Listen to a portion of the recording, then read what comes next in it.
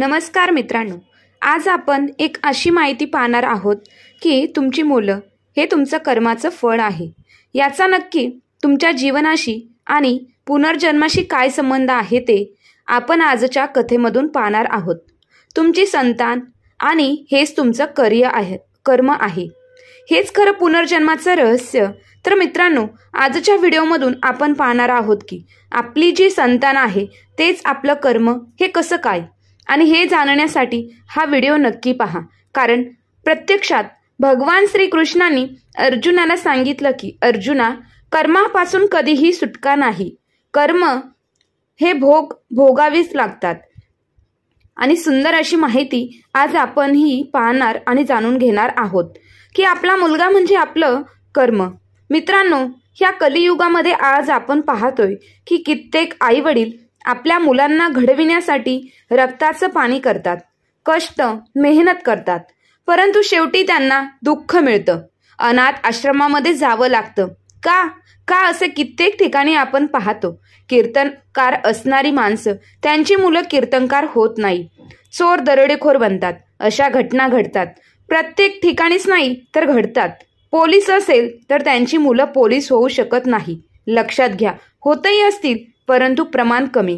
अशा घटना का बरं घडतात?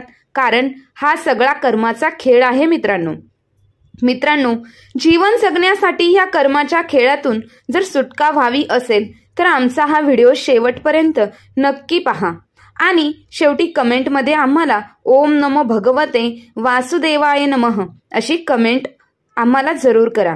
आपल्या चॅनलमध्ये आपलं मनापासून सहर्ष स्वागत आहे।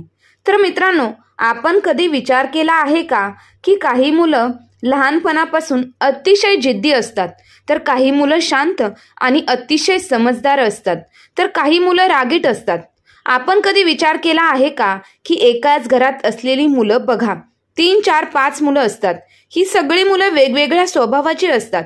त्यांचं पालन करणारा एक, त्यांना संस्कार देणारा एक असतो, पिता त्यांचा। मग मुलांचे स्वभाव का वेगवेगळे? आपण पाहतो की एखादा मुलगा आईवडिलांच्या डोळ्याचा तारा असतो, म्हणजे एकदम आवडता, तर दुसरा मुलगा ही आईवडिलांची चिंता असते। आपण पाहतो की एखादी संतान आपल्या आईवडिलांच्या म्हातारपणाची काठी असते, म्हणजे सहारा असतो। आईवडिलांचा एखादी अशी संतान असते की आपल्या आईवडिलांना वृद्धाश्रमापर्यंत पोहोचवतात, आणि याचं उत्तर फक्त कर्म, आणि हेच कर्म पुनर्जन्माचं रहस्य आहे। आपली संतान हेच आपलं कर्म आहे, आणि जे कर्म आपल्या पाठीमागच्या जन्मामध्ये आपण केलेलं आहे तेच संतान रूपात आपल्या समोर येतं। त्यांचा व्यवहार, त्यांचा स्वभाव, त्यांचं राहणीमान, वागणं, बोलणं हे आपल्या कर्माचं फळ असतं। आणि मित्रांनो, त्यासाठी आमचा हा व्हिडिओ शेवटपर्यंत पहा, आणि कारण हे जे विचारत आहे याला पुरावा आहे, भगवद्गीता। प्रत्यक्षात भगवंतांनी सांगितलं आहे की कर्म कधी चुकत नाही, त्यासाठी हा व्हिडिओ नक्की शेवटपर्यंत ऐका। तर मित्रांनो, प्रत्येक आईवडिलांची इच्छा असते की आपल्या मुलानं आपलं नाव मोठं करावं, आपल्यावरती प्रेम करावं, परंतु असं प्रत्येक आईवडिलांच्या बाबतीत होतं असं नाही। काही मुलं आपल्या आईवडिलांना त्रास देतात, एवढा त्रास देतात की त्याचा हिसाब नाही। आईवडिलांचा अपमान करतात, तिरस्कार करतात। कधी तर ही मुलं आपल्या आईवडिलांना शेवटी वृद्धाश्रमात नेऊन टाकतात, आणि यावेळी आईवडिलांच्या मनामध्ये एक प्रश्न येतो की कुठली शिक्षा ही आम्हाला दिली देवानं?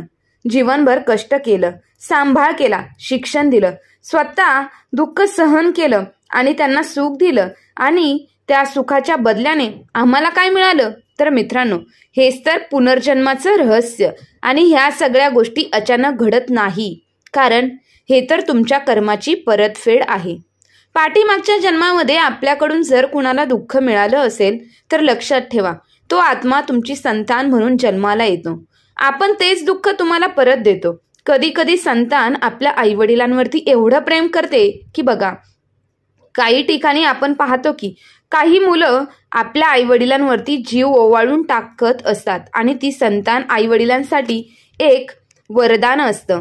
अशी जी संतान आहे, कित्येक जन्मांपासून त्यांचं एक नातं असतं त्या आत्म्याशी। त्याचं मूळ कारण आपल्या पाठीमागच्या जन्मामध्ये कुणाची तरी सेवा अगदी मनापासून आपण केलेली असते।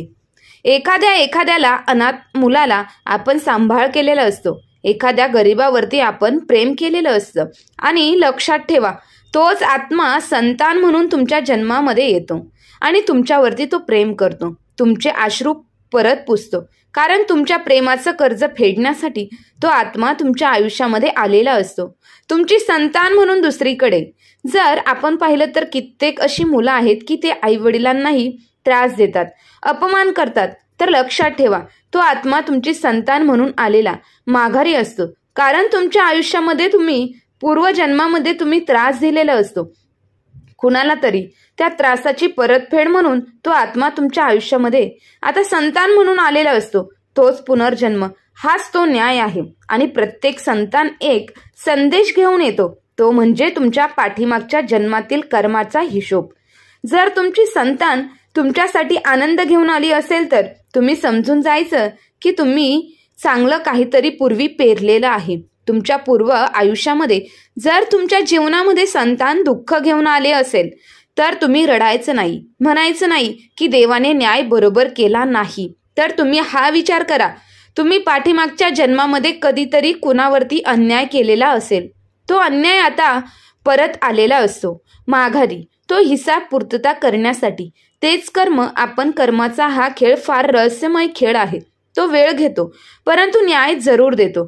कधी आपण विचार केला आहे का की कित्येक मुलं अशी आहेत की जन्मताच त्यांना असा आजार असतो की तो भयंकर आजार असतो. आणि काही मुलं अशी आहेत की जन्मल्यानंतर बघा अनाथ होतात. आपण अनाथ झालो की आपण काय म्हणतो, देव निष्ठुर आहे, त्याला दया नाही. तर मित्रांनो, देवाजवळ न्याय असतो. देवाचं दुसरं नाव न्याय आहे. हे सगळं आपल्या कर्माचा हिशोब असतो. आपण आपल्या पाठीमागच्या जन्मामध्ये एखाद्या मुलाला आपण अनाथ बनवलेलं असतं. मासूम मुलाचं त्याचं बालपण आपण हिरावून घेतलेलं असतं आणि ह्या जन्मामध्ये आपल्याला ते सहन करावं लागतं. ते कर्म, आपण आपल्या कर्माची सावली म्हणजे आपली मुलं येतात.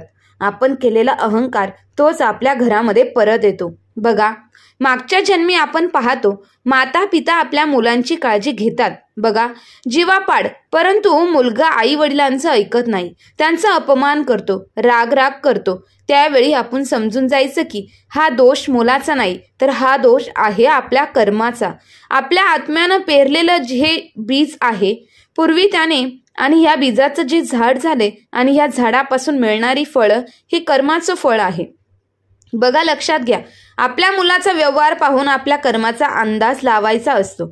आपण वर्तमान काळात जीवन जगतो, परंतु या भविष्यामध्ये आपण काही सुधारणा करू शकतो का? तर लक्षात घ्या, कर्माची गती म्हणजे जे पेराल तेच उगवेल. कर्म म्हणजे ज्या वेळेला आपण चांगलं पेरतो, चांगलं काम करतो, त्यावेळी येणारा काळ हा सुजलम सुपलम असतो. म्हणून जीवन जगताना, प्रत्येक पाऊल टाकताना, बोलताना विचार करून बोला की कोणालाही त्रास होईल असं जीवन जगू नका. कारण प्रत्येक कर्माचा हिशोब हा निश्चित असतो, तो भोगावाच लागतो. जन्मोजन्मी लक्षात घ्या, कित्येक जन्म झाली तर कर्म संपत नसेल तर तेवढं जन्म भोगावेच लागतील. आपण त्या जन्मामध्ये जाऊन ते कर्माचा हिशोब द्यावा लागतो. प्रत्यक्षात भगवद्गीतेत भगवान श्रीकृष्णांनी अर्जुनाला सांगितलं आहे, भाऊ, वडील, मुलगा, मुली हे केवळ नाव येतं, हा सगळा कर्माचा भोग आहे. आत्म्याची नाते जन्मोजन्मीची असतात. ह्या जन्मामध्ये असेल तर दुसऱ्या जन्मामध्ये बहीण व्हावं लागतं, कधी मुलगा व्हावं लागतं, कधी सासरा व्हावं लागतं. जी ही नाती आहे, हे जाळं कर्माच्या धाग्यानं विणलेलं जाळं आहे सगळे. तर मित्रांनो, लक्षात घ्या, आपल्या मुलानं जर आपल्याला त्रास दिला तर असं रडू नका. विचार करा की आपण पहिल्या जन्मामध्ये कोणाला तरी त्रास दिलेला आहे. जर आपली संतान आपल्याला सुख देत असेल तर देवाचा आभार माना.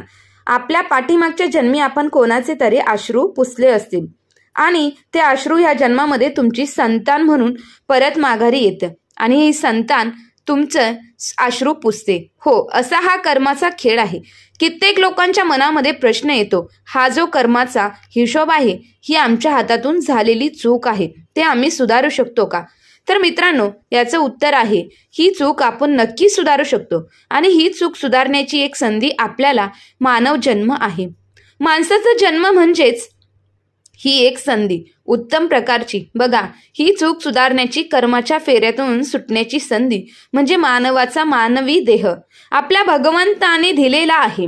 हीच तर संधी आहे मित्रांनो. कर्म जर बदललं ना तर फळही बदलतं. लक्षात घ्या, प्रेम दिलं तर प्रेम परत येतं, क्षमा केली तर घाव भरून येतो. तुमची संतान गैरमार्गाने जात असेल त्याला समजून सांगा, प्रेम द्या त्याला, कारण हेच आपलं कर्म आहे. लक्षात घ्या, ते पुरं करण्यासाठी आलेलं असतं. प्रेम, सेवा, क्षमा याच्यातूनच आपण या कर्माच्या फेऱ्यातून सुटू शकतो. जीवन जगताना दुसऱ्याला त्रास होईल असं जीवन कधीही जगायचं नाही. प्रत्येक पाऊल टाकताना विचार करा, कारण मित्रांनो, ही जी जीवन धनसंपत्ती आपल्याला जी काही भगवंताने दिलेली देणगी आहे, कोणाला बुद्धी दिलेली असते, कोणाला शक्ती दिलेली असते, कोणाला संपत्ती दिलेली असते, हा सगळा कर्माचा खेळ आहे. विश्वास ठेवा मित्रांनो, जरी विज्ञान युग असलं तरी अध्यात्मावरती विश्वास ठेवा, आपल्या भगवद्गीतेवरती विश्वास ठेवा. म्हणून ह्या कर्माच्या फेऱ्यातून जर तुम्हाला सुटायचं असेल तर हा मानवी देह एकच चान्स आपल्याला आहे बघा सुटण्याची. भगवंताची सेवा करा, भक्ती करा, दान करा, क्षमा करा, याच्यातून सुटका आहे. हरिनामातून आपल्याला ही सुटका आहे. सगळी लक्षात घ्या, कर्मातून, कर्माच्या बंधनातून नको हा परत परत जन्म. भगवंताच्या पायाशी जर लीन व्हायचं असेल तर देवाची सेवा, हरिनाम हाच एक अंतिम उपाय आहे. मग जीवन जगताना उत्तम प्रकारे जीवन जगायचं, कारण जाताना आपण काही घेऊन जाणार नाही. बघा, करोडो रुपयांची जरी संपत्ती केली आपण जमा का, आई घेऊन जाऊ शकत नाही. आपण केलेलं जे पुण्य कर्म तेच आपल्या बरोबर जाणार आहे. त्यासाठी सगळ्या गोष्टी बघा कर्माच्या आहेत.